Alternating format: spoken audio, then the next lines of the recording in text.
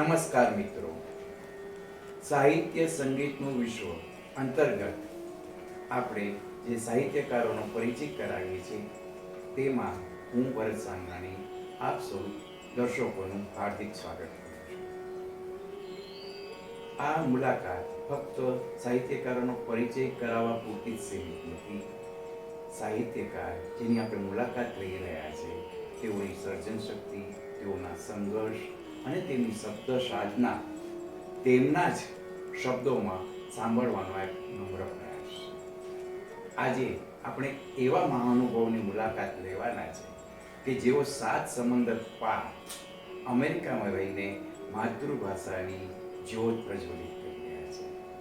તેઓ કવિ, લેખક, અભિનેતા અને સાથે સાથે ખૂબ સુંદર સંચાલક છે એવા શ્રી પ્રીતમભાઈ લખલાણીજીનું સ્વાગત કરું છું, જેમના કલમમાંથી ગોધુલીથી લઈને શેરીથી શેડા સુધી જેવા અનેક કાવ્ય સંગ્રહો, ગઝલો અને વાર્તાઓ વહેતી છે. એવા ગુજરાતનું ગૌરવ સમા આ સાહિત્યકાર પ્રીતમભાઈ, તમારું સ્વાગત કરું છું. અને આપશ્રીને આપણે પ્રશ્નો તરીકે શરૂ કરીએ છીએ. તો કોલેજ કાળમાં ઊભા આડા લીધા તો ઘણા કર્યા હશે લખવા માટે, પણ પછી 2 દાયકાના વિરામ બાદ તમારી ભીતર સુકાયેલું કવિતાનું જવણું ફરીથી રંજણી ઉઠ્યું. સાહિત્ય સર્જનની આ પ્રથમ પ્રેરણા તમને ક્યાંથી મળી? ભરતભાઈ, વાત તો એવી છે કે શરૂઆતમાં કોલેજમાં હતો ને ત્યારે 1-2 કવિતા પૂરતી, નામ પૂરતી લખેલી કે એમાં એક કવિતા મેં એવી લખી હતી કે આનંદના રંજમન પર મને તો કંઈ કહેવા દો, બધા ગીતની પંક્તિ તમે ગાઓ, મને એક પંક્તિ તો ગાવા દો, સુખનો સાગર લહેરાય છે તો એને લહેરાવા દો, મને તો એની એક લહેર થવા દો, દૂર દૂર એક ગગન છે તેને દૂર દૂર થવા દો, ચાંદ બનીને તમે ચમકજો, મને તો એક સિતારો થવા દો. આ મેં કોલેજ કાળમાં લખેલી. અને એમાં શું કીધું, મેહુલ, સુરેન ઠાકોર અને કૈલાસ પાંડે એ બંને મારી કોલેજમાં કાવ્ય પઠન માટે આવેલા. અને મેં મજાક કરતા કીધું કે કૈલાસભાઈ, મને કવિતા બોલવી તો મને ગાવી જાય ચાલે સાંજે. અને એમાંથી મેં અમારી લખેલી હતી વાંચી અને મને એને ખાસ કીધું કે પ્રીતમ હવે લખતો રહેજો. આવી તમારી કાવ્ય યાત્રા શરૂ થઈ. હવે 1978માં તમે અમેરિકા ગયા. ત્યાં વિદેશી ધરતી પર ગયા પછી કયા સાહિત્યકાર મિત્રો કે કવિઓએ તમને લખવા માટે સૌથી વધુ પ્રોત્સાહન આપ્યું, અને ખાસ કરીને આદિલ મંસૂરી કે ચંદ્રકાંત શાહ જેવા મિત્રો સાથેની વાતો અમને કહેશો? બહુ આમ તો લંબાણી વાત છે, પણ હું તમને ટૂંકમાં કહું. હું એક કાર્યક્રમ માટે નહીં પણ એક મારા બિઝનેસ ટૂર માટે મેં ગયો હતો. અને ચંદ્રકાંત શાહ જે તારક મહેતાના જમાઈ હતા, તો એ મારા ખાસ બહુ જૂના મિત્ર, નાટ્યકાર. અને અમે બધા નાટકોમાં અને સાથે કોલેજ કાળમાં કામ કર્યું છે. બીજી કોલેજોમાંથી અમે આવતા હોય તો એ મને અમારી મૈત્રી થયેલી. અને એ મને કે તું ન્યુયોર્ક આવ્યો છે, તું અહીંયા કવિ સંમેલન છે. મેં ભાઈ, મારું કવિ સંમેલન કામ નહીં, મને કવિતામાં કાંઈ રસ નહીં, કારણ કે હું તો સ્ટેટિસ્ટિકનો માણસ સમજ્યા. અને મને એમાં જ રસ હતો. પણ મને કે આવતો ખરો. અને ત્યાં મારું આદિલ મંસૂરી સાથે મુલાકાત થઈ.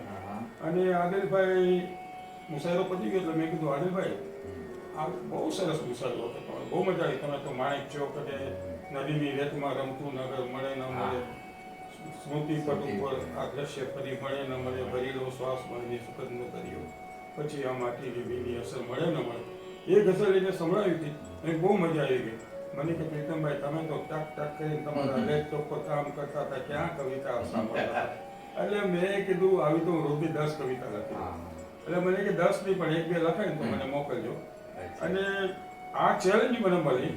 અને સમય મારી સાથે મારા પર ખુશ હશે તો પછી મેં 7-8 કવિતાઓ લખી, નાની નાની. એમાં 2-4 કવિતા એવી પણ લખી હતી અને એ બધી કવિતાઓ મેં એમને મોકલી આપી. અને પછી ઘરે આવ્યા તો એમની વાઈફને પૂછ્યું કે આજે કાગળ બાગળ છે કે નહીં? તો કે ભાઈ, એક કાગળ આવ્યો છે નાયગ્રા ફોલ્સ પાસેથી, પ્રીતમ અમારે નથી વાંચ્યો. રાતના 11 મને આદિલભાઈએ ફોન કર્યો કે પ્રીતમભાઈ, તમારી કવિતાઓમાં પણ હું છે ને કોઈ વિવેચક કે આવું નથી, હું ન તમને કહી શકું કે આ સારી છે ખરાબ. તમે એક કામ તો સુરેશ દલાલનું એડ્રેસ તમને આપું અને તમે સુરેશભાઈને મોકલી આપો. અને જો સુરેશભાઈને ગમશે તો તમે કવિ નહીં તો માંડી વાળી. અને થયું શું, સુરેશભાઈને મેં મોકલી, સુરેશ દલાલે મારી 7 કવિતા, અને 2-4 મહિના પછી પેલી કવિતાનો અંક આવ્યો તો એમાં બીજા પાના પર મારી એક કવિતા હતી. એ આશ્ચર્ય હતું તમારા એટલે માટે. પછી મેં કીધું આ શું છે, જોવો તો તે બધી કવિતાઓ પાના ખોલે ને એમાં 7 માંથી મારી 6 કવિતા પ્રગટ થઈ ગઈ. અદ્ભુત કહેવાય. અને તે દિવસથી કવિતાનો બજારમાં રબર સ્ટેમ્પ મારી લાગી ગયો. હાટડી ચાલે છે. વાહ, ખૂબ સુંદર. તમે અમેરિકામાં રહીને અમેરિકા 94 જેવા કાવ્ય સંગ્રહો અને સામાયિકોનું સંપાદન સાથે જોડાયેલા રહ્યા છો. વિદેશમાં ગુજરાતી સાહિત્યના ફેલાવા માટે ત્યાંથી પ્રગટ થતા સામાયિકો અને કાર્યક્રમો કે વ્યક્તિઓનો ફાળો તમે કેવો જુઓ છો? ત્યાં ઘણા વ્યક્તિઓનો ફાળો છે આમાં. ત્યાં સાહિત્યના કાર્યક્રમ તો ઘણા થાય છે, પણ બહારગામથી કવિઓને બોલાવવું, પણ એમાં અકાદમીનું કામ મોડ, એમાં રામભાઈ ગઢવી એને 25 વર્ષ સુધી પ્રમુખ રહ્યા અકાદમીના. અને રામભાઈ ગઢવીનો યુગ હું તો સુવર્ણ યુગ કહું, કારણ કે એ પોતે સાહિત્યકાર નહોતા, પણ આમ હવે ગઢવીનો દીકરો એટલે ચારણ ચોથો વે સમજ્યા. એટલે રામભાઈને સાહિત્યમાં બહુ રુચિ, પોતે લખતા નહોતા પણ રુચિ ઘણી. અને રામભાઈએ આ બધાને પ્રોત્સાહન બહુ આપ્યું. બહારથી કવિઓ લેખકોને બોલાવે, ત્યાંના લોકો માટે કવિતાની સાંજ, કવિઓની સાંજ, એવો પ્રોગ્રામો પણ કરે. સાથે સાથે મેગેઝિન પણ બહાર પાડતા હતા દેશ વિદેશ કરીને. એમાં અશોક મેઘાણી, કિશોર રાવળે બહુ સરસ કામ કર્યું. સાચી. અને એ સાથે સાથે તમે સાહિત્ય સર્જન તમારું પોતાનું ઘણું વિશાળ છે. ગઝલો, લઘુ કાવ્યો, ગીતો અને વાર્તાઓ, લઘુ વાર્તાઓ, આ બધામાં તમને અભિવ્યક્ત કરવા માટે સૌથી પ્રિય માધ્યમ કોઈ લાગે છે? સૌથી પહેલા મેં છે ને લઘુ કાવ્ય લખવાનું શરૂ કર્યું. એ પણ આદિલે મને કીધું, આદિલે મને એક લઘુ કાવ્ય સંભળાવ્યું કે એક પનિયારી બેડું લઈને આવી, એક પનિયારી બેડું લઈને આવી ને આખો કૂવો ભરી ગયો. હવે મને કે પ્રીતમભાઈ તમે આ પ્રમાણે લખતા રહ્યો, એટલે મેં એને તાબડતોબ એક કવિતા લખીને સંભળાવી.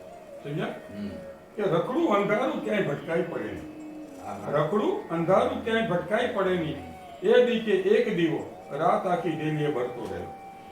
અને પછી મેં એક બીજું પણ લખ્યું કે એ જ વખતે કે રોજ સવારે બાગમાં માલણ મૂંઝાય, રોજ સવારે બાગમાં માલણ મૂંઝાય, શું વીણો ટોંકો કે ફૂલ. ઓહ, આખી વાત. પછી આગળ કોઈ શબ્દ કહેવાની કોઈ જરૂર નથી. અને પછી તો હું લખતો ગયો. અને પછી મેં એક પનિયારી પર 3 કાવ્ય લખ્યા, પનિયારી પર. અને એ સુરેશભાઈ કવિતામાં પ્રગટ કર્યા હતા. તો એમાં એક હતું કે પનગટે વાક ચકદોડે ચડી, પનગટે વાક ચકદોડે ચડી, કઈ પનિયારીના બેડે કૂવો થઈ ગયો ખાલી.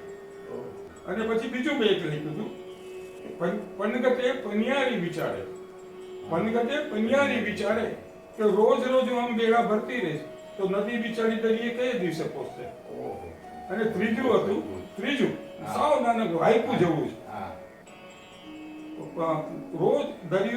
રોજ બિચારો દરિયો પનિયારીને નદીને પૂછે, રોજ બિચારો દરિયો નદીને પૂછે, અરે પનિયારી કેવી હોય.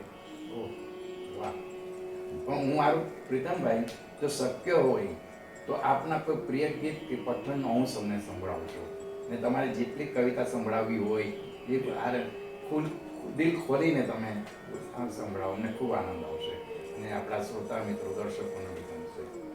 તો હું તમને છે ને મને ગમતી કવિતા, આજે સ્ત્રીઓ આપણે એમ કહીએ કે બહુ પ્રગતિ કરી રહી છે, પણ એક જમાનો હતો ત્યારે સતી થવાનો રિવાજ હતો. ત્યારે એને પેન્ટિંગની સાથે રહીને રાજા રામમોહન રાયે એ પ્રથા બંધ કરાવી. પણ આજે સ્ત્રી જીવી રહી છે, આપણને લાગે છે બહારથી ખુશ દેખાય છે, પણ રોજ રોજ એ સતી થતી હોય છે. એ વિચાર પર મેં એક કવિતા લખી હતી કે અબળા એના દેહને અગ્નિદા દેવા, એના દેહને અગ્નિદા દેવા ચિતા પર મુકાશે, એના દેહને અગ્નિદા દેવા ચિતા પર મુકાશે, ત્યારે વ્યથિત અગ્નિ પણ ચીસ પાડી ઉઠશે, ત્યારે વ્યથિત અગ્નિ પણ ચીસ પાડી ઉઠશે. અરે આને હું શું બાળું, અરે આને હું શું બાળું, આ તો અહીં આવતા પહેલા ક્યારની બળી ચૂકી હતી, આ તો અહીં આવતા પહેલા ક્યારની બળી ચૂકી. અથવા તેના દેહને દફનાવા એકાદ ઊંડા ખાડામાં ઉતારવામાં આવશે, ત્યારે ચિચિયારી પાડતી ધૂળ, ઉડી જતી ધૂળ કહેતી જશે, અરે આને હું શું દફનાવું, આ તો અહીંયા આવતા પહેલા ક્યારની દૂર થઈ ગઈ. કે પછી એના દેને ગીધડા સામે ખુલ્લો મૂકી ગયા હશે. ત્યારે અત્યાચાર, અન્યાય અને લાચારી કરે ચૂથાયેલા દેહને જોઈને ગીધડાની લાલ આંખે પ્રશ્ન પૂછ્યું છે, અરે જે સમાજમાં સ્ત્રી, પત્ની, બહેન અને માતાનો દરજ્જો ભોગવતી હતી એ ક્યારેય શું એક સ્ત્રીની જેમ જિંદગી જીવી શકે? તે સ્ત્રીઓ મૃત્યુ પછી જે પરંપરાઓ જુદી જુદી વાત છે એ તમે ખૂબ ખૂબીથી વણી લીધી તમારામાં. આ એક વણી લીધી, પણ સ્ત્રીઓ આપણે કહીએ છીએ એટલી બી આજે આપણે જે મોડર્ન જે સિટીમાં જે સારા સમાજમાં મોટા મોટા ઘરોમાં જાય છે એ બધો આનંદ માણી શકે છે, પણ ગામડામાં જુઓ તો હજી એમની રીબાતી હોય, દારૂડીઓ કરતી હોય, જુગારી હોય, બાળકોને મારતો રોજ આવે, એને એ તો રોજ બિચારી સણે સતી થતી હોય છે. એકવાર સતી થઈ જાય એનું તો દુઃખ મટી જાય. સમજ્યા? એટલે હા, તમે એક સુંદર ગઝલ કહો તમારી, બહુ આનંદ આવશે અમને લોકોને. ગઝલના તો તમે મહારથી છો. ના, ગઝલ કરતા અછંદસમાં તમે ઘણું કામ કર્યું છે. અચ્છા. પણ ગઝલ તમને એક સંભળાયું આમાં જોઈને, કારણ કે ગઝલ મને બહુ મોઢે એટલી બધી યાદ નથી રહી, કારણ કે ચોક્કસ ગઝલ સંભળાવ પછી એક સરસ અછંદસ અછંદસ કહીશ, ગીત પણ કહીશ. બહુ આનંદ થશે. ક્યાં મળે છે દોસ્ત, ક્યાં મળે છે દોસ્ત સપનાનું નગર, ક્યાં મળે છે દોસ્ત સપનાનું નગર, ચોર નજરે ઊભું ગપ્પાનું નગર, ચોર નજરે ઊભું ગપ્પાનું નગર, યાદ આવે સાતમી તાળી, યાદ આવે સાતમી તાળી મને, ચૂપ બેઠું કેમ થપ્પાનું નગર, ચૂપ બેઠું કેમ થપ્પાનું નગર, કેમ કરતા સાચવીશું આપણે, કેમ કરતા સાચવીશું આપણે, ભાગ્યમાં જો હોય પત્તાનું નગર, કેમ કરતા સાચવીશું આપણે, ભાગ્યમાં જો હોય પત્તાનું નગર, જો જરા ખોદો વિચારો ને, જો જરા ખોદો વિચારો ને, પછી આંખ સામે હળપપ્પાનું નગર, વૃક્ષ પાછળ એકલું ઊભી મને, દૂરથી જોયા કરે છાનું નગર. એક 4 શેરની એક બીજી ગઝલ છે. છોડ લીલો વાવી જો આ શેરીમાં, છોડ લીલો વાવી જો આ શેરીમાં, બંધ બારી ખોલી જો આ શેરીમાં, છોડ લીલો વાવી જો આ શેરીમાં, બંધ બારી ખોલી જો આ શેરીમાં, કાન માંડી ગામ બેઠું ઘરમય, કાન માંડી ગામ બેઠું ઘરમય, સાદ પાડી બોલી જો આ શેરીમાં, ગામ ચોરો ચૂપ છે એવી સણે, લાજ કાઢી આવી જો આ શેરીમાં, વાત તારી રોજ કરતો વૃક્ષને, વાત તારી રોજ કરતો વૃક્ષને, પહેરી ઝાંઝર ચાલી જો આ શેરીમાં. ખૂબ સુંદર. હવે તમને ગીત કીધું ને તમે, તો એક ગીત તમને નાનકડું ગીત તો ઘણા છે. ના, પણ તમે ગાઓ છો બહુ સારું. ના, નથી સાહેબ, ગાવાનો ના ગાતો નથી. એ તમને કોઈ મેં સાંભળ્યું છે. ના, તમને કોઈ કીધું હશે. પણ હું ગાતો નથી. ગાવાનો જો કે સંગીત અને પ્રેમમાં હું ડૂબ્યો. મને ખબર છે. સંગીત અને પ્રેમ બેમાં ડૂબ્યો.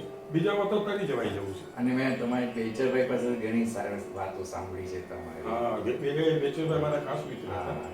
એ બહુ સારા સરસ ગઝલો, એ ગીતો એમને સભામાં રેગ્યુલર જતો હતો. તમે કદાચ મને ત્યાં મળ્યા છીએ આપણે. રવિન્દ્રભાઈ ભટ્ટ ત્યારે. હા, એ મને એમને જ મને ફોન કરીને શું કરવા એમ અહીંયા આપણે આ કયું છે જોધપુર ત્યાં આ ગીત છે પાનને ગાતું જોઈને. પાનને ગાતું જોઈને આજે ઝાડવું ઘેલું થાય, પાનને ગાતું જોઈને આજે ઝાડવું ઘેલું થાય, ગાડીએ બેઠું પંખી કેવું સુરમાં ડૂબી જાય.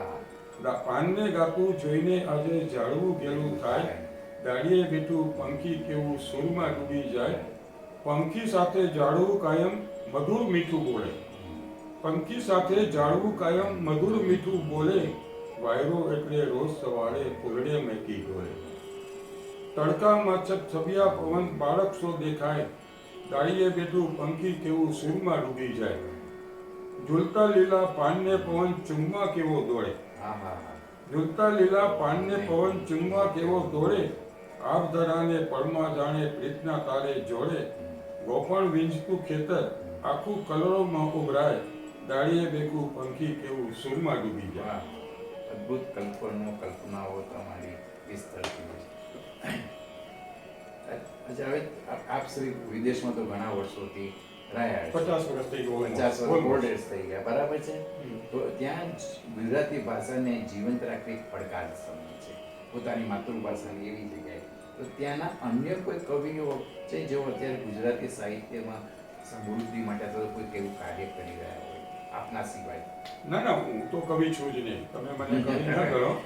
હું તો ખાલી એક બસ નિજાનંદમાં લખું છું. બરાબર છે. કવિ તો તમને છે ને નરોલરાય ઠાકોર કહેતા કે યુગમાં એકાદ કવિ થાય. આજે તો કવિઓના રાફડા ફાટ્યા છે. અને એવું નથી કે ખાલી ગુજરાતમાં જ છે. અમારે ન્યૂ જર્સી, તમે હ્યુસ્ટનમાં જાઓ તો તમે કોઈને ભૂલે ચૂકે પૂછો ને તમે કવિતા લખો છો તો તમારો આવી ભાઈ. અચ્છા, એટલે પૂછવું જ નહીં. હા, તો ના તમે મને જે પ્રશ્ન પૂછ્યો ને કે ત્યાં તો ત્યાં આંગળીના વેલે ગળે એવા સારા કવિઓ છે. એટલે સારું લખનારા, જો કે બધા સારું જ લખે છે, પણ આ એક ગુજરાતના શિવાળામાં લખતા કવિઓ જેવું જ સારું કાવ્ય લખે છે. જે પહેલું નામ આપું તમને, ચંદ્રકાંત શાહ, સ્વર્ગીય ચંદ્રકાંત શાહ. એને બ્લુ જીન્સ કાવ્ય સંગ્રહ આપ્યો. એ આખો તમે એને ડાયસ્પોરા કાવ્ય સંગ્રહ કહી શકો. આદિલ મંસૂરી તો ક્યાંય લખતા હતા ને અહીંયા હતા ત્યારે લખતા. ઓકે, એટલે આદિલ મંસૂરી તો સિદ્ધ કવિ હતા, એટલે એની આપણે હમણાં વાત નથી. પણ બીજામાં પન્નાબેન નાયક એ વર્ષોથી લખતા હતા. અક્ષરદાસ અને ક્યાંક ક્યાંક ગીત લખ્યા છે, એમને સોનેટ પર આપણે ભાગ્યો છે. Excuse me. બીજા છે પ્રીતિસેન ગુપ્તા. હા, એ પ્રવાસ વર્ણનો ખૂબ બહુ સરસ ખાલી લખ્યા છે એવું નથી, બહુ સરસ લખ્યા છે. અને પ્રીતિબેને કવિતાઓ પણ લખી છે, ગીતો પણ લખ્યા છે. મુંબઈ સમાચાર દૈનિકમાં રેગ્યુલર એમના પ્રવાસ વર્ણનો. હા, પ્રવાસ વર્ણન. પણ પ્રીતિબેનને આપણે ખાલી એમ આશિયામાં ધકેલી દઈએ કે ખાલી પ્રવાસ વર્ણન લખ્યા તો એ મને બહુ દુઃખ થાય કે ના, પ્રીતિબેને શું નથી લખ્યું. પ્રીતિબેને વાર્તાઓ લખી છે, ગઝલો લખી છે, ગીતો પણ લખ્યા છે, અછંદસ કાવ્યો બહુ સરસ લખ્યા છે. પણ એના પર કોઈની હજી કોઈ એના પર ધ્યાન નથી આપ્યું. સમજ્યા? અને ચોથું નામ આપું નટવર ગાંધી. એમને સોનેટો ખૂબ સરસ લખ્યા છે. થોડા ડાયસ્પોરા સોનેટ પણ છે અને બીજા ઘણા સોનેટો, ઉત્તમ સોનેટો પણ છે. સમજ્યા? એટલે એ હવે બીજા બે નામ તમને ફક્ત આપું. અશરફ ડબ્બાવાળા, ડોક્ટર અશરફ ડબ્બાવાળા અને એમના મિસિસ શ્રીમતી મધુમતી મહેતા. એ બંને સરસ ઉત્તમ કાળની ગઝલો લખી છે. તમને કહો, ઉત્તમ ગઝલો લખી છે અને ગીત પણ એટલા લખ્યા છે. અને આ બંને કરતા પણ આ જે મેં તમને નામ આપ્યા એ બધા સારા વ્યક્તિ પણ છે. કવિઓ તો બહુ ઘણા કવિ સારા પણ હોય, પણ વ્યક્તિ તરીકે ન હોય. ત્યારે આ વ્યક્તિ અને કવિ બધા સરસ. તમે પન્નાબેન, નટવરભાઈ, તમે કહો અશરફભાઈ, મધુમતીબેન, બહુ સરસ વ્યક્તિઓ. તમને હવે તમને થોડીક આડ વાત કહી લઉં કે આપણે સોનેટ પ્રત્યે અત્યારે લખાતું બહુ નથી.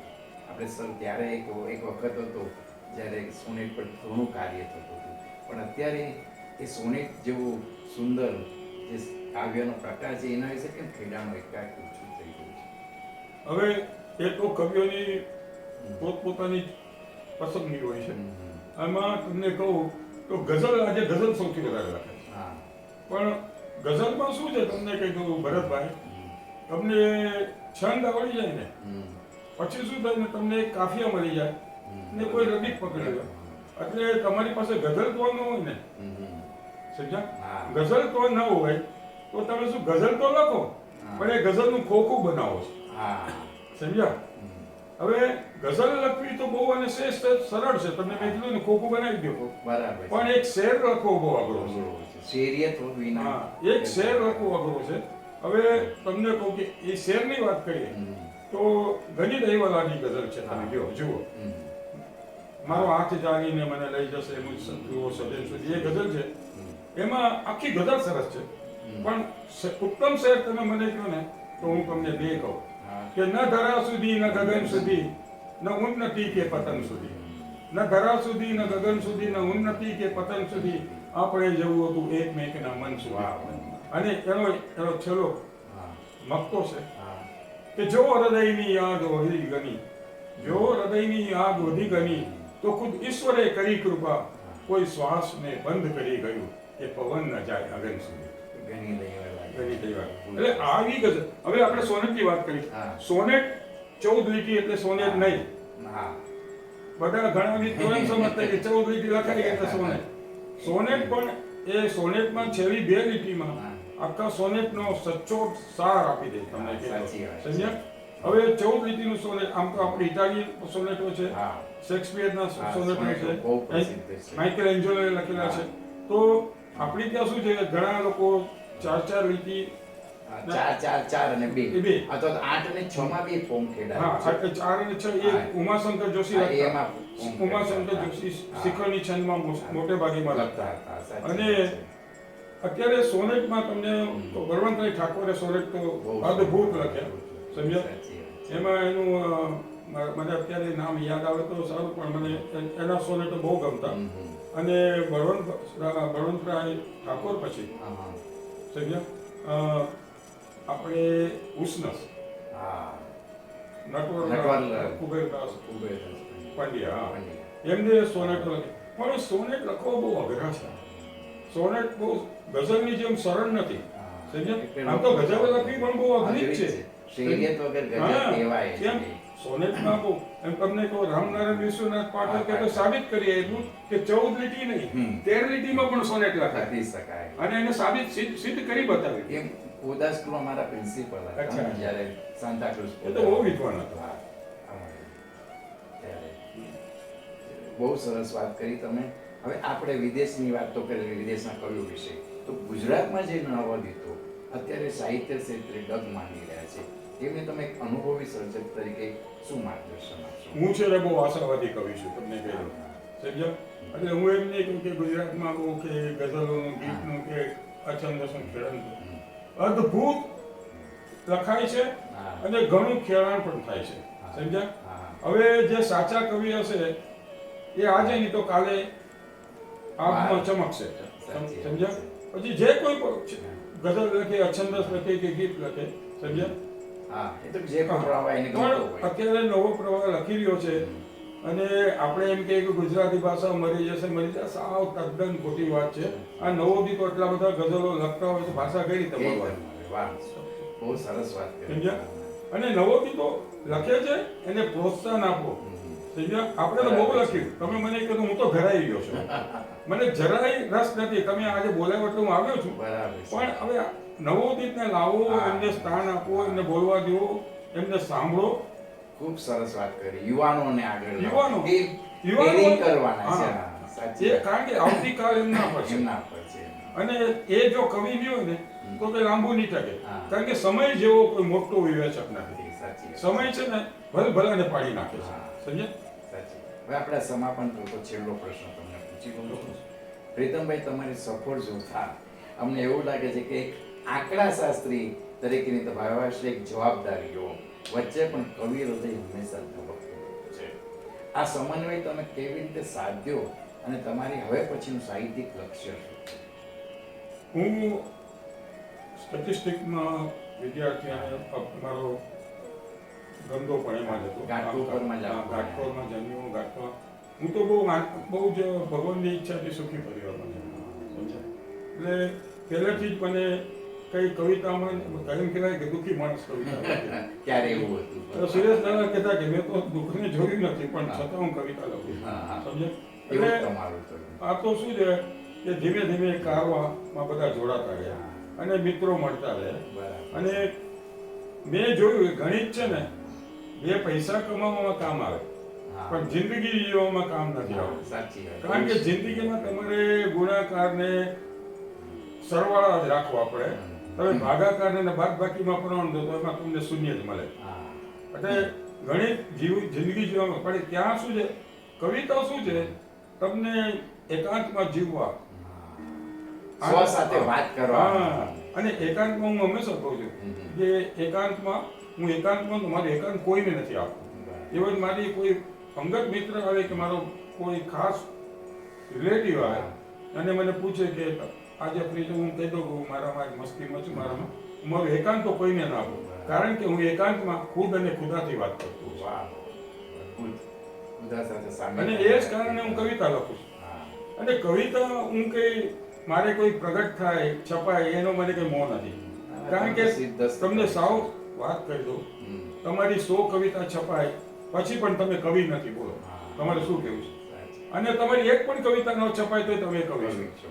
કારણ કે સંપાદક છાપે એથી કવિતા નથી બની જતી. ના તમે કવિ જ થઈ જતા. સાચી વાત. સમજ્યા? એટલે હું તો નવોદિતને કહું છું, ખાસ મારે અત્યારે એ જ વાત કે નવોદિતોએ કોઈ તમે કાંઈ એક સામાયિકમાં તમારી કવિતા મોકલો તો દુઃખી ન થવું, પાછી આવે તો પ્રયત્ન કરતા રહેવા અને ન છપાય ને તો પણ કાંઈ નહીં.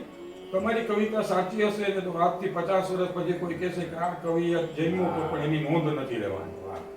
આજે એમ લોકો કહે કે કદાચ એમ કહે કે પ્રીતમ લખાણી વિદેશમાં રહેતા હતા પણ રમેશ પારેખ, અનિલ જોશી કે વિનોદ જોશીની બોલબાલા હતી, એમની છાયા ઢંકાઈ ગઈ.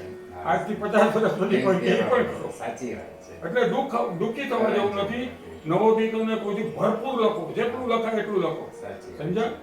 એને નિરાશ નહીં થતા. બસ તમારી આ વાતથી નવોદિતોને ખૂબ પ્રોત્સાહન મળશે. Thank you. હવે આપણે પ્રીતમભાઈ, આપે આપના વ્યસ્ત સમયમાંથી ખૂબ સમય પાડીને અમારી સાથે હૃદયસ્પર્શી વાતો કરી છે. હું ભરત સાંગાણી આપનો ખૂબ આભાર. બહુ તમારો પણ ખૂબ ખૂબ આભાર. અને મારી ખાસ એ છે કે ચોક્કસ મને તમે અહીંયા બોલાવ્યું એમાં કૌશિકભાઈ શાહ અને રાજુલબેનનો હું ખૂબ ખૂબ આભારી છું.